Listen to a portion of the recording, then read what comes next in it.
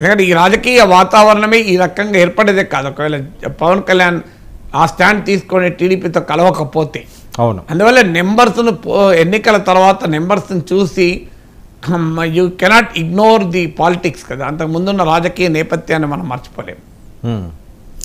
Sir వీళ్ళు పదే పదే ఎందుకు పనికిరారు, ఇది వేస్ట్, పార్టీ కాదు అని రెచ్చగొట్టి వాళ్ళిద్దరిని కలిపినట్లేదా? అంటే ఆ రెచ్చగొట్టడమే ఇటు ఉంది అటు ఉంది, అది సమస్య కాదు. ఎవరో రెచ్చగొడితే రెచ్చిపోయి కలవరు. పవన్ కళ్యాణ్ లైవ్లో ఉన్నాను నేను, ప్రొఫెసర్ నాగేశ్వరరావు గారు నేను ఉన్నాం. ఓకే నేను ట్రై చేస్తాను, ఒకసారి ఉంటే నాకు చెప్పండి. సో పవన్ కళ్యాణ్ కలవటానికి ఆయనకు కరెక్ట్గా పొజిషన్ అర్థమైంది. బీజేపీ ఏమో జనసేనను థర్డ్ ప్లేయర్గా పెట్టి జనసేన బీజేపీ కలిసి ఒక ప్రత్యామ్నాయంగా ఎదుగుదాము అని ఒక అంచనా వేశారు. అది లాంగ్ టర్మ్ స్ట్రాటజీగా బీజేపీ అంచనా. తమిళనాడులో ఏడీఎంకేతో విడగొట్టుకొని లాంగ్ టర్మ్లో పెరుగుదామని ఎలాగైతే అంచనా వేశారో ఇక్కడ కూడా ఆ రకంగా ఎత్తుగడ వేశారు. కానీ పవన్ కళ్యాణ్ వినలే. పవన్ కళ్యాణ్కి అర్థమైంది ఏంటంటే, వైసీపీని ఓడించకుండా, జనసేనకు బలమైన అసెంబ్లీలో ప్రవేశం లేకుండా, తాను స్వయంగా అసెంబ్లీలో ప్రవేశించకుండా జనసేనకు రాజకీయ మనుగడ ఉండదని పవన్ కళ్యాణ్కి అర్థమైంది. అందువల్ల ఈ మూడు కీలకం: వైసీపీని ఓడించడము, జనసేనకు బలమైన రిప్రజెంటేషన్ ఉండడము, తాను అసెంబ్లీకి పోవడం. ఈ మూడు జరగాలి అంటే టీడీపీతో కలవడమే పరిష్కారం. ఒకవేళ మూడోది ఏమైనా, ఒకవేళ టీడీపీతో కలవకపోయినా పవన్ కళ్యాణ్ గెలిస్తే గెలిచేవాడేమో ఈసారి. కానీ మొదటి రెండు జరగాలంటే తాను టీడీపీతో కలవాలి. ఎందుకంటే సీఎం అంటే అయిపోదు కదా నినాదాలు. అసలు ఎమ్మెల్యేగానే గెలవకుండా సీఎం ఏమవుతారు? సో అందువల్ల ఈ 2019లో భీమవరం, గాజువాక 2 సీట్లలో ఓడిపోయాక పవన్ కళ్యాణ్కు పొలిటికల్ అండర్స్టాండింగ్ ప్రాపర్గా కరెక్ట్గా అంచనా వేశాడు. సో అందువల్ల ఊహల్లో తేలితే లాభం లేదు, గ్రౌండ్ మీద ఉండాలి అని. సో అందుకు అనుగుణంగా ఆయన టీడీపీతో కలిశాడు. టీడీపీతో కలవడం చాలామంది వైసీపీ వాళ్ళు చంద్రబాబు నాయుడు కోసం కలిశాడు, ఇట్లా రకరకాల విమర్శలు చేయొచ్చు, దత్తపుత్రుడు, ప్యాకేజ్ స్టార్. బట్ క్లియర్గా జనసేన ఇంట్రెస్ట్లోనే ఆయన కలిశాడు. సో ఐ థింక్ ఇది Pawan Kalyan in the interest of Janasena కలిశాడు. అది ఇవాళ రిజల్ట్లో కనబడుతుంది కదా. నీకు టీడీపీతో కలిసి ఉండకపోతే 16-17 సీట్లు వచ్చేదే జనసేనకు, మామూలు విషయం కాదు కదా. 2 ఎంపీ సీట్లు వచ్చేది. తానే స్వయంగా ఎమ్మెల్యేగా 2 సీట్లలో ఓడిపోయిన స్థాయి నుంచి, ఒక్క ఎమ్మెల్యే సీట్ నుంచి 17 ఎమ్మెల్యే సీట్లు, 2 ఎంపీ సీట్లు వచ్చాయంటే పవన్ కళ్యాణ్ తీసుకున్న రాజకీయ లైన్ కరెక్ట్ ప్రూవ్ అయింది కదా. 20 ఎమ్మెల్యే సీట్లు ఇప్పుడు అందువల్ల ఇది క్లియర్ ఇండికేషన్. పవన్ కళ్యాణ్ నేను డే 1 చెప్తున్నాను, ఇప్పుడే కాదు, మీరు పవన్ కళ్యాణ్ టీడీపీతో కలిసినప్పటి నుంచి చెప్తున్నా. పవన్ కళ్యాణ్ కరెక్ట్గా రాజకీయాలను అర్థం చేసుకున్నాడు, రాజకీయాలు అంచనా వేశాడు, సరైనటువంటి వ్యూహంతో వెళ్తున్నాడు అని డే 1 చెప్తున్నాడు. అది వాళ్ళ రిజల్ట్ ప్రూవ్ అయింది కదా. అవును సార్. రఘురామకృష్ణరాజు కూడా విజయం 56,421. ఎలా చూడాలి సార్? అంటే ఇది ఒక్కొక్కరి విజయాలుగా చూడాల్సింది ఏం లేదు కదా. కూటమికి 157 సీట్లు వస్తుంటే ఎవరైనా గెలుస్తారు కదా. ఈయన బద్ధశత్రువు అని కదా, ఎవరైనా కావచ్చు. నీకు క్లియర్ స్వీప్ అవుతున్నప్పుడు ఒక్కొక్క దాన్ని చూడాల్సిన అవసరం కూడా లేదు. ఓడిపోతే చూడాలి, ఇప్పుడు గెలిస్తే కాదు.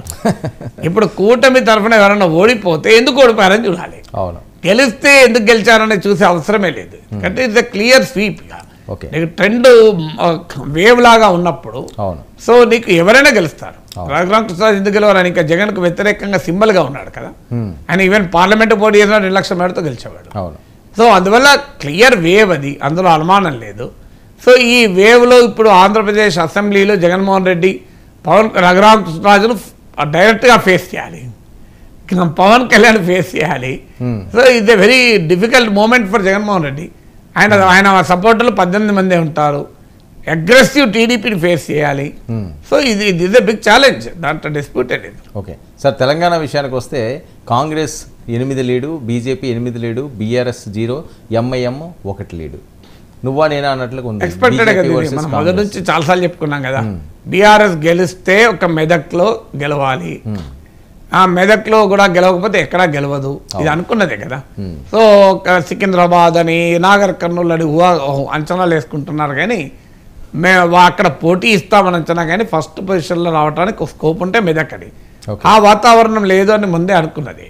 సో అందువల్ల ఇంకా కొన్ని అంచనాలే ప్రశాంత్ కిషోర్ అయితే బీజేపీకి ఎక్కువ వస్తాయని అంచనా. కానీ నేను మొదటి నుంచి చెప్తున్నాను ఈక్వల్గా ఉంటుంది, ఉంటే కాంగ్రెస్కే కాస్త పైచేయి ఉంటుందని అంచనా.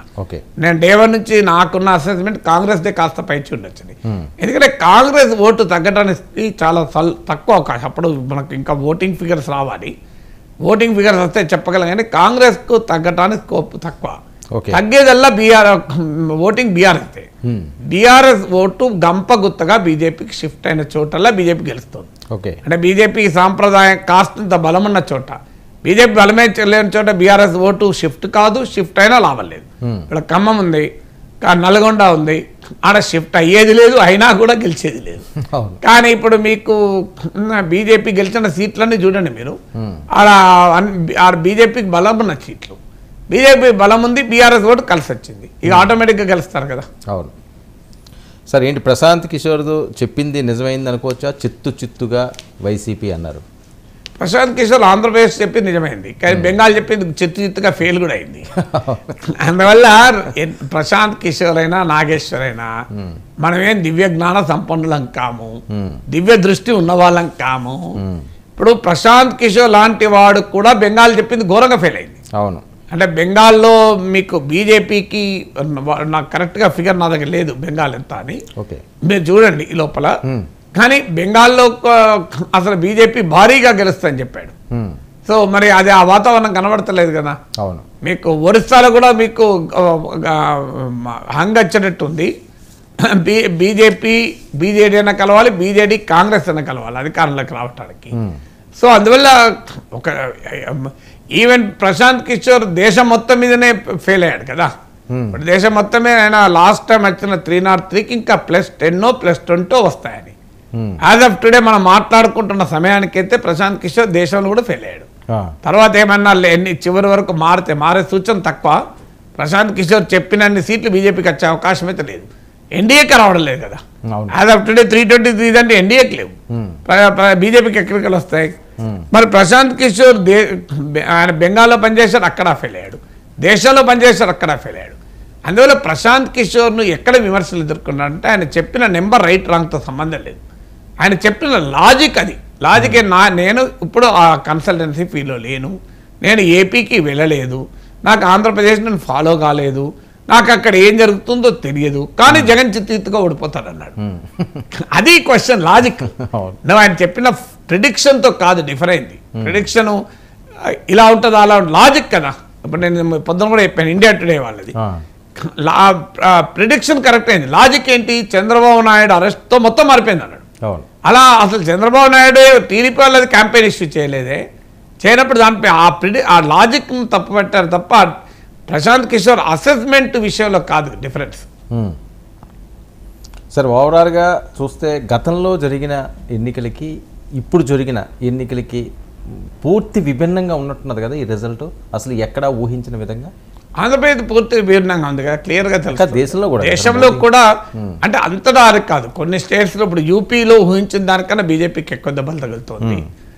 మీకు హిందీ ఇంతకుముందు చెప్పినట్టు హిందీ స్టేట్స్లో దెబ్బ తగులుతుంది బీజేపీకి అని ఎవరు అనుకోలేదు. హిందీ స్టేట్లో దెబ్బ తగలడానికి ప్రధాన కారణాలు ఏమైనా అంటే క్లియర్గా నీకు జాబ్స్ పైన, ఉద్యోగాల పైన, ఎకానమీ పైన, ఇన్ఫ్లేషన్ పైన, అగ్నివీర్ స్కీమ్ లాంటి వాటిపైన, వ్యవసాయ సంక్షోభం పైన, రైతుల ఆందోళన, జాట్ వర్గాల్లో వ్యతిరేకత, ఇవన్నీ క్లియర్గా కనబడ్డాయి కదా.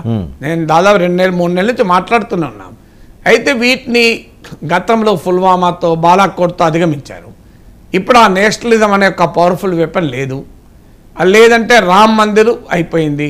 హిందూ ముస్లిం పిచ్తో కూడా ఆ డిస్కాంటెంట్ను పూర్తిగా ఆపలేకపోయారు. అందువల్ల ఒక బలమైన ఎమోషన్తో ప్రజల్లో ఉన్న అసంతృప్తిని అధిగమించాలని ప్రయత్నం చేశారు, కానీ అది పూర్తిగా సక్సెస్ కాలే. అది కొంతమేరకు మాత్రమే సక్సెస్ అయింది. సరే, మహారాష్ట్ర, తమిళనాడుకి సంబంధించి కూడా లీడ్స్ వస్తున్నాయి పొత్తు పార్టీలకి. ఇండియా ఎలియన్స్కి leads in Maharashtra and Tamil Nadu expected కదా. తమిళనాడు మొదటి నుంచి కూడా మహారాష్ట్రలకు కూడా ఈక్వల్గానే ఉంటుంది. ఇంకా బీజేపీ కాస్త దెబ్బతినవచ్చు అని ఎగ్జిట్ పోల్స్ కూడా చెప్పాయి. ఎగ్జిట్ పోల్స్ కూడా ఎన్డీఏకి 10 సీట్లు దెబ్బతినొచ్చు అని చెప్పారు. సో అక్కడ మహారాష్ట్ర కూడా ఎక్స్పెక్ట్ రిజల్టే. Water right. అయితే ఓవరాల్గా చూస్తున్నాం, స్పష్టమైన ఆధిక్యతతో తెలుగుదేశం పార్టీ పొత్తు పార్టీలు విజయం వైపు వెళుతున్న నేపథ్యం. ఆల్మోస్ట్ అయిపోయింది. రాజీనామా కూడా జగన్మోహన్ రెడ్డి గారు చేస్తున్నారు. అలాగే పవన్ కళ్యాణ్